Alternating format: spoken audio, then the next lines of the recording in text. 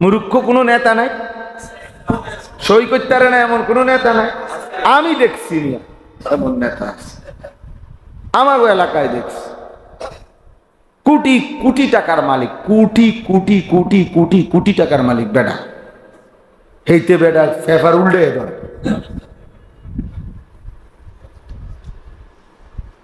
তাইলে এর নামে, এর কোম্পানির নামে ঢাকা শহরের রাস্তার জায়গার নাম হয়ে গেছে ওই কোম্পানির নাম। যাই হোক, তাহলে বুঝাইতে চাইলাম একদম মূর্খ ছিল, দুনিয়া ভোগ করতেছে। তার অধীনের কর্মচারী হইলো তোমার ডক্টরেট ডিগ্রি করা কর্মচারী, যে তার কর্মচারী যিনি বড় পিএইচডি করা, সে কয় ওনারে স্যার স্যার স্যার স্যার। এইতে স্যার কি এইটাও তো কইতে পারে, তার বাপে জানেনি স্যার। কিন্তু আল্লাহ তাআলা তাকে কোটি কোটি টাকা সম্পদ দিচ্ছে। তাহলে দুনিয়া ভোগ করার জন্য এই পড়ালেখা না হলেও চলত, কিন্তু কোরআন এবং সুন্নাহর ইলম ছাড়া আখিরাত মিলবে না। তাহলে বাংলা অঙ্ক ইংরেজি ছাড়া দুনিয়া মিলবে, কিন্তু কোরআন সুন্নাহ ছাড়া আখিরাত মিলবে না। আখিরাত তোমার মামুর বাড়ি না, আখিরাত তোমার মামুর বাড়ি না, আখিরাত কারো চাচার শ্বশুর বাড়ি না। আখিরাত বন্দেগীর বিনিময়। কোরআনুল কারীমের মধ্যে আল্লাহ তাআলা বলছেন, জাযাআম বিমা কানু ইয়ামালুন। আমি আল্লাহ তাআলা তোমাকে এই যে জান্নাতের বিনিময় দিচ্ছি বান্দা, তোমার সারা জিন্দেগীর আমলের বিনিময়ে আমি আল্লাহ দয়া করে তোমার জান্নাত দিয়ে দিলাম। এ তোমার সেজদার বিনিময়। কুলু ওয়াশরাবু হানিআম বিমা আসলাফতুম ফিল আইয়ামিল খালিয়া। আল্লাহ জান্নাতি বান্দাকে বলবে, দুনিয়ার জীবন যে তুমি নেক আমলগুলো করেছিলে, আজকে তার বিনিময়ে আমার এই জান্নাতে খাও পান করো নিশ্চিন্তে নির্বিঘ্নে, নির্বিঘ্নে। এই জন্য প্রত্যেকটা আমলের জন্য ইলম জরুরি, ইলম জরুরি, কোরআন সুন্নাহর ইলম। এমনকি ঈমানের জন্য ইলম জরুরি। ফা'লাম আন্নাহু লা ইলাহা ইল্লা ফা'লাম, আল্লাহ বলছে এ কথার ইলম অর্জন করো যে লা ইলাহা ইল্লাল্লাহ, আল্লাহ ছাড়া আর কোন ইলাহ নাই। এইটারও ইলম তোমার দরকার যে আল্লাহ ছাড়া আর কোন ইলাহ নাই বলতে কি, শিরিক কি, কুফর কি, ঈমান কি, তাওহীদ কি, ইখলাস কি, এটাও শেখা দরকার, এটাও জানা দরকার, এটাও বোঝা দরকার। অসংখ্য মানুষ এমনও আছে যাদের জবানে তো কালেমা এটা পড়তে পারে, কিন্তু বিশ্বাসে, কথায়, আচরণে, কলিজার ভিতরে কোনো বিষয়ে সে ঈমান হারা। কোন শব্দ, কোন বাক্য, কোন বিশ্বাস এমন করে রাখছে, এমন বলে ফেলছে, যার দ্বারা তার ঈমান চলে গেছে। অথচ সে মুখেও এখনো পড়তে পারে লা ইলাহা ইল্লাল্লাহ, এটা কইতে পারে, কিন্তু বাস্তবে তার কি নাই? ঈমান নাই, তার তো খবরই নাই। আন তাহবাতা আমালুকুম ওয়া আনতুম লা তাশউরুন। আল্লাহ বলছে, বান্দা এমন হতে পারে যে তোমার পুরা জিন্দেগীর আমল ছুটে গেছে, অথচ তুমি জানো না। ওয়া আনতুম লা তাশউরুন, তোমার জানাই নাই, জানাই নাই। আহা ছেলেরা, তোমাদেরকে বলি বাবা, অনেক কথা, অনেক বিশ্বাস এমন আছে যে কারণে বেঈমান হয়ে যায়। অথচ তুমি তো মনে করছো তুমি শুক্রবারে জুমার নামাজ পড়ছো, তুমি মনে করছো তুমি শবে বরাতে নামাজ পড়ছো, তুমি মনে করছো তুমি রোজা রাখছো, কিন্তু এই সবগুলো কাউন্ট হওয়ার জন্য ঈমান জরুরি। এগুলো সব কাউন্ট হওয়ার জন্য ঈমান জরুরি, ঈমান জরুরি। বিশ্বাস মূল বিষয়। ঈমানের সমস্যা, আকীদার সমস্যা বড় সমস্যা, বড় সমস্যা। এই জন্য ইলম জরুরি। কোরআন সুন্নাহর ইলম আমাদের প্রত্যেকে জরুরি। আমাদের হযরত মাওলানা আব্দুল মালিক সাহেব দামাত বারাকাতুহুমুল আলিয়া কে আমাদের জাতীয় মসজিদ বাইতুল মুকাররমের যিনি সম্মানিত খতিব, বাংলাদেশের মানুষ তাকে যেটুকু চিনে, আরব বিশ্ব, গোটা পৃথিবীর ওলামা মানুষরা তারে তার চাইতে 100 গুণ বেশি চিনে। বাংলাদেশে তিনি যেতটুকু সম্মানিত, মধ্যপ্রাচ্যে, আরব বিশ্বে উনি তার চাইতে 100 গুণ বেশি সমাদৃত। জানুনি আসা আরব বিশ্বের ইউনিভার্সিটিতে হযরতের কিতাব সিলেবাস হিসাবে পড়ানো হয়। এই খতিব সাহেব, তার বাবাই বলছিল আব্দুল মালিক রে দিয়ে গৃহ ভবিষ্যতে তে কেমনে চলবো। আরে আমাদের কুমিল্লার অনহরগঞ্জের লাকসামের হুজুরের বাড়ি, আমি এই গত 6 মাস আগে ওনার বাড়ির সামনে ওয়াজ করে আসছি। ওনাদের বাড়িটা দেখতে গেছি, ছোট্ট একটা বেড়ার ঘর, ভাঙা সোফা, অথচ উনি সারা পৃথিবী বিখ্যাত। আগে পৃথিবী বিখ্যাত। আমি এখন মাওলানা ইয়াহিয়ারে বলছি, পুকুরের পানি লড়লে তো পুরাটাই লড়ে, বোঝা যায়, কিন্তু মহাসাগরের নিচে অনেক ঝড় তুফান তোলপার হয়, উর্ফি দিয়া তাকাইলে মনে হয় পানি একদম শান্ত, কিন্তু ভিতরে তুফান চলতেছে। তা আমাদের বাংলাদেশে তো আমরা অনেকে অনেক বক্তারে মনে করি এবারে সব বক্তা। সুবহানাল্লাহ, উনি শরীয়ত, উনি মারেফত, উনি তরিকত, উনি রাহনুমায়ে শরীয়ত, পীরানে পীর, দস্তগীর, উনি ভৈরবের ফুল, যমুনার ব্রিজ, কাঁটা বালিশ, লোড়া বদনা, সব সব বক্তা। মানে একজন মানুষের কাছে হয়তো একটু পরিচিত হয়েছে, আল্লাহ করাইছে, এবার যত সাপ সবরের উপর চাপায়, এইবার সাত ডালাই বক্তা সব যাইতে হবে। এইবার মোটরসাইকেল কিনছে, এটার দোয়া, এটা ওই বক্তা, বক্তা একটা মোটরসাইকেলের দোয়াও করতে হবে। যার যত মুশকিল সব কিছুর মধ্যে, অথচ আপনার বাস্তবতা হল এমন অসংখ্য আলেম দ্বীন আছে যাদের ভেতরে সাগর মহাসাগরের ঢেউ চলতেছে, কিন্তু পৃথিবীবাসী টেরও পায় না, পৃথিবীবাসী জানেও না। একটা জিনিস মনে রাখতে হবে, আল্লাহ তাআলার দুইটা সিফাত, আয-যাহির আল বাতিন। আয-যাহির মানে যিনি প্রকাশকারী, আল বাতিন মানে যিনি গোপন করে রাখেন, আবৃতকারী। তো আল্লাহ তাআলার সিফাতগুলো আল্লাহ বান্দার উপরে তার বহিঃপ্রকাশ করে। যেমন আল্লাহ গফুর, তো আল্লাহ বান্দার উপরে তার মাগফিরাতটা কি করে? বহিঃপ্রকাশ করে, মানে মাফ করে দেয়। আল্লাহ তাআলা আজিজ, শক্তিশালী, তো আল্লাহ তাআলা তার সৃষ্টির উপরে তার শক্তিটাকে কি করে? বহিঃপ্রকাশ। কথাটা বুঝছেন কিনা? তুমি বুঝো কমপক্ষে বেটা ইলিয়াস। তো আল্লাহ তাআলা তার নামের সিফাত তার সৃষ্টির উপরে কি করে? বহিঃপ্রকাশ করে। ঠিক আল্লাহর দুটা নাম, আয-যাহির যিনি প্রকাশ করেন, আল বাতিন যিনি গোপন রাখেন, আবৃতকারী। তো আল্লাহ তাআলাও তার বান্দাদের মধ্য থেকে এই দুই নামের আলোকে কাউকে তিনি প্রকাশ করেন, কাউকে তিনি গোপন রাখেন। বুঝছেন মুশাহাদা? এটা আল্লাহ তাআলার কুদরত। যারে তিনি প্রকাশ করছেন তো তারে আল্লাহ তাআলা আয-যাহির নাম থেকে দিয়েছেন, যারে তিনি গোপন রাখছেন তারে আল বাতিন থেকে গোপন রাখছেন। পৃথিবীকেও চিনছে না আর কি। হাসরের ময়দানে দেখা যাবে বাদশাহ, বাদশাহ। তখন বাকিরা এই যারা স্লোগান দিছে তারা ইন্না লিল্লাহ, কি দরা খাইলাম, স্লোগান দিলাম কারে? বুজুর্গ কেডা? বুজুর্গ তো বড়া না, আয় হায় হায় কি ভুল করলাম। এই জন্য আল্লাহ তাআলা তার উভয় নাম জাহের করে, আল্লাহ প্রয়োগ করে, বহিঃপ্রকাশ করে। এই জন্য কাউকে যদি পৃথিবী খুব চিনে তার জন্য শুকর আদায় করা, কাউকে যদি কেউ না চিনে তার জন্য শুকর আদায় করা।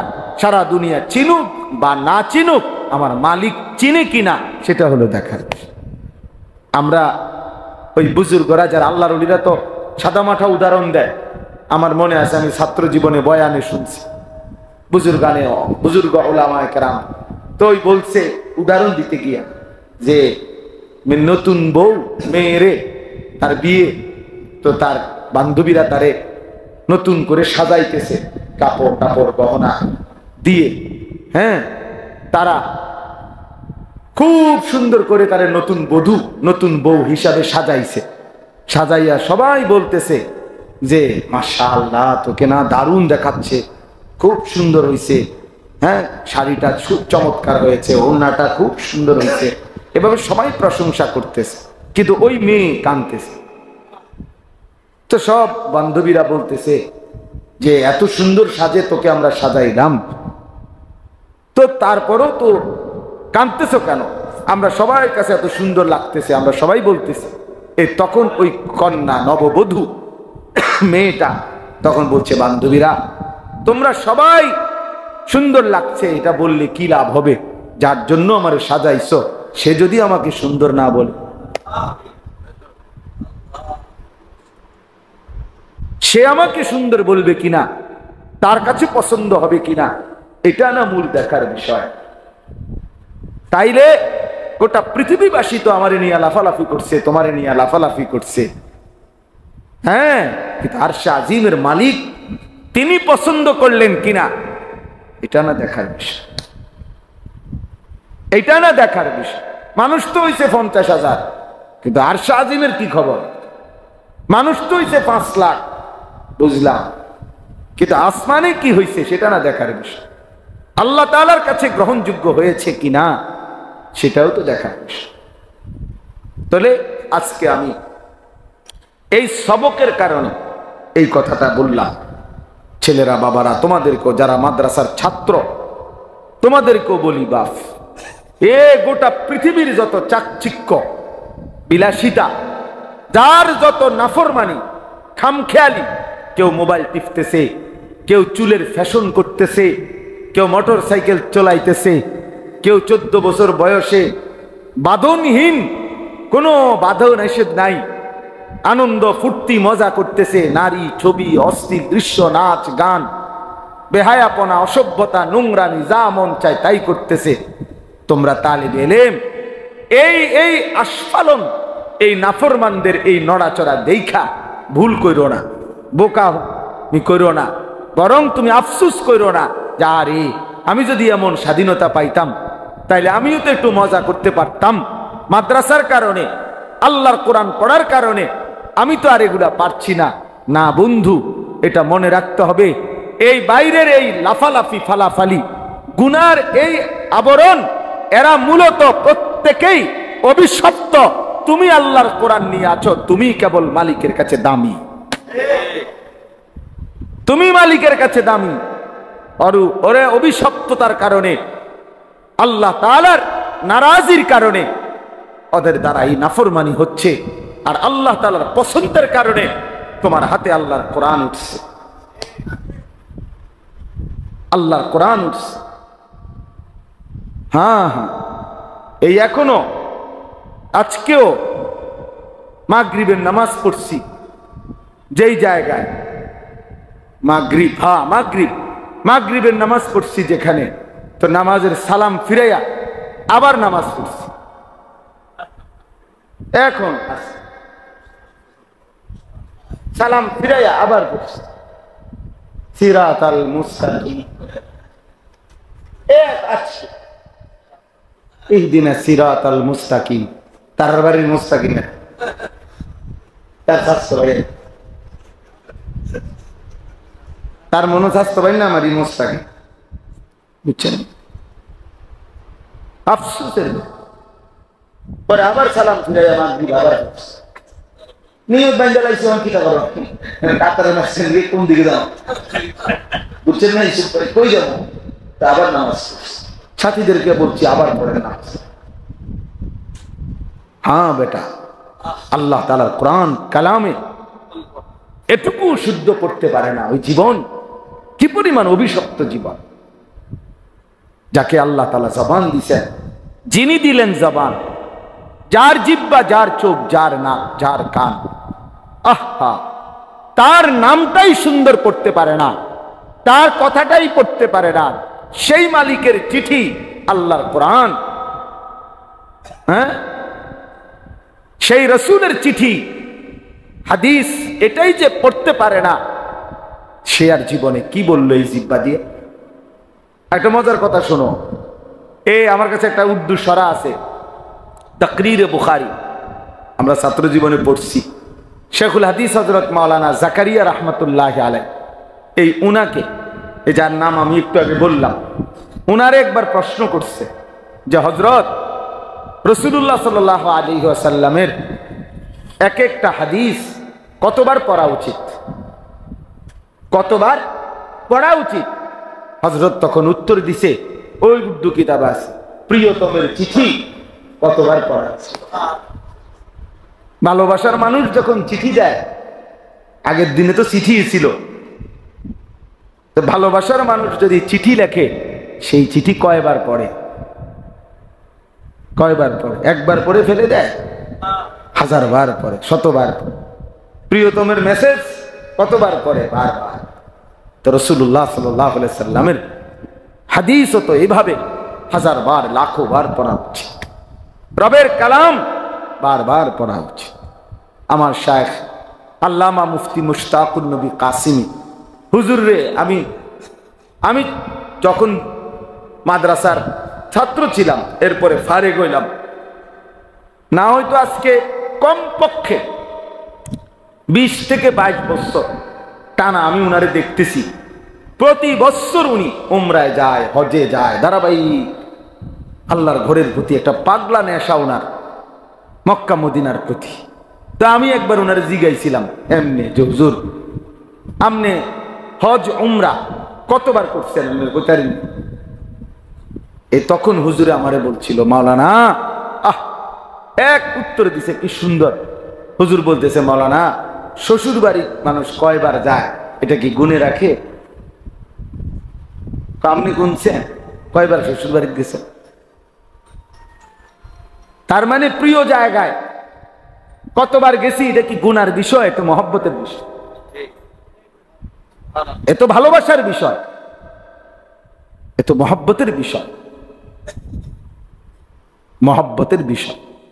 এই জন্য আজকে দোস্ত, এই অনেক যে কয়জন জেনারেল বা শিক্ষায় শিক্ষিত তোমরা যারা ছেলেরা, বাবা, তোমাদের ওই পড়ালেখার প্রতি আমাদের কোনো ঘৃণা নাই। আমরাও জেনারেল লাইনে পড়ছি, কিন্তু শুধু একটাই অনুরোধ, কোরআনুল কারীমের এই সবক, আমি আজকে রাজাবাড়ি মাদ্রাসার এই সবকে এটা বললাম যে তোমরাও সবাই, এবং আপনারা যারা কোরআন শরীফ পড়তে পারেন না, প্রত্যেকেই নিয়ত করেন, এই জবান আল্লাহর দেওয়া, এই চোখ আল্লাহর দেওয়া। যার চোখ তার নাম বলতে পারে, যার জিহ্বা তার নাম পড়তে পারে না, তার কালাম পড়তে পারে। আলাম নাজআল লাহু আইনাইন ওয়া লিসানান ওয়া শাফাতাইন। আল্লাহ তাআলা জিজ্ঞাসা করবে যে বান্দা বলো, আমি কি তোমাকে দুইটা চোখ দেই নাই? আলাম নাজআল লাহু আইনাইন, আমি কি জিহ্বা দেই নাই? আমি কি দুইটা ঠোঁট দেই নাই? আমি দিলাম, আমার নাম পড়তে পারো না কি? আমার নাম বলতে পারো না কি? আজকে সারা পৃথিবীতে মুসলমানদেরকে নিয়ে সেই বিশ্ব ঠাট্টা করতেছে। মুসলমানের রক্তে জমিন ভাসতেছে, মুসলমানের লাশ আকাশে ছিন্ন ভিন্ন হয়ে টুকরা টুকরা হয়ে যাইতেছে। আর বেঈমান শুধু বক্তব্য দেয়, বিবৃতি দেয়, আলোচনা করে, বৈঠক করে, এই সেই 9-6 কথা বলে। কারণটা কি? কারণ আমাদের রবের সাথে আমাদের সম্পর্ক, আমাদের মালিকের সাথে আমাদের সম্পর্কের ঘাটতি, যার কারণে নাফরমান বেঈমান আমাদের সাথে ঠাট্টা মশকারি করছে। এজন্য আমরা প্রত্যেকেই আমাদের আল্লাহর সাথে আমাদের সম্পর্ক ফিরাইতে হবে, নাই তো মুসলমানের বিজয় আসবে না বন্ধু। ধীরে ধীরে ধীরে ধীরে মজলুমের সংখ্যা বাড়তেছে, মজলুমানের সংখ্যা। বিরত থাকার তো কোনো নামই নাই, বরং ইসরায়েলের ইহুদি কুত্তারা গাজা, রাফা, মুসলিম অধ্যুষিত এই জায়গা একদম সমান করে ফেলছে। এখন আর একটা ঘরও মাটির উপরে অস্তিত্ব নাই, একজন মুসলমানেরও নাই, সব সমান করে ফেলছে গত কয়েকদিনের আক্রমণ। তাহলে আমি বেশি আফসোস লাগে আমার, যার কলিজার ভিতরে ঈমান আছে, ইসলাম আছে, সে কিভাবে এই নির্মম পরিণতি মুসলমানের দেখে। ওই দিন পত্রিকায় ছবি দিছে, দেখো যে 6 বছরের একটা বাচ্চা মেয়ে, আমি নিজে দেখছি ছবিটা, বাচ্চাটা সাক্ষাৎকার দিতেছে, বলতেছে সাংবাদিকের কাছে, 6 বছর বয়স, বলতেছে আমি অন্যদের সাথে খেলতেছিলাম, হঠাৎ করে বোমা পড়ছে, বোমার আঘাতে আমি বেহুশ হয়ে গেছি, যখন আমার হুঁশ ফিরে আসছে, ও বাচ্চা মেয়ে বলতেছে আমি দেখি তাকায় আমার হাতটা নাই, আমার ডান হাতটা আমার থেকে বিচ্ছিন্ন, আমার হাত কোথায় উড়ে গেছে আমি জানি।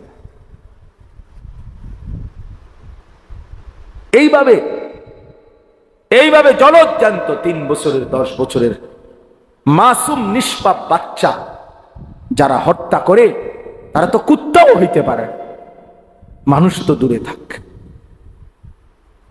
এরা তো কুত্তাও না। ইসরায়েলের এই বেঈমানগুলো, নেতানিয়াহুর এই অনুসারীগুলো, কিন্তু তারা এইভাবে মুসলিম নিধন করছে। আর আমাদের ছেলেরা, আমাদের মুসলমান ছেলেরা এখনো আগের মতোই চুল, চেহারা, মোবাইল, নারী, ছবি, অশ্লীল দৃশ্য, এত পাষাণ যে এক ফোঁটা চোখের পানিও পড়ে। আয় হায় হায়, জালেম! কেমনে এত বড় জালেম হইলি বেটা, কেমনে এত বড় জালেম হইলি বেটা। একই সময়ে পৃথিবীতে যখন, এটা তো ঘটনা যদি এমন হইতো যেটা রূপকথা, গল্প, পিছনের কোনো কাহিনী, এটা তো এই মুহূর্তের চলমান বাস্তবতা। পৃথিবীর এই ছোট্ট পৃথিবীর এক পাশে যখন মুসলমানের রক্তে লাশে জমিন গড়াগড়ি খাচ্ছে, আর আমাদের ছেলেরা এক ওয়াক্ত নামাজও পড়ে না, সারাদিন মোবাইল থেকে চোখটাও ফিরায় না। কেমনে জাতি টিকবে, কিভাবে টিকবে? এই জন্য এই অল্প কয়েকজন আমরা যারা আসছি, 1 নম্বর তালেব ইলম, তোমাদের কথা শেষ, তোমাদের কথা বলছি আমি, কোরআন এবং সুন্নাহর ইলম এটাই শ্রেষ্ঠতম ইলম।